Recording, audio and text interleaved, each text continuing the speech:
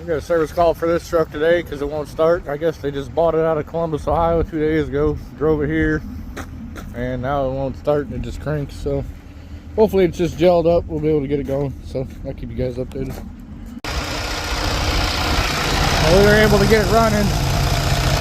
The fuel seemed to be gelled up. The batteries are dead, so we went ahead and changed the fuel filters. Put some diesel 911 treatment in there to get it going, and we used this old Volvo with the Detroit to jump start it. Should have seen the cold start on this thing. I wish I would have filmed it, but this truck's not very good condition, but it runs good. So this truck does have some data link issues that are affecting the CPC or the MCM, so we'll let the owner figure out what they want to do, and then go from there.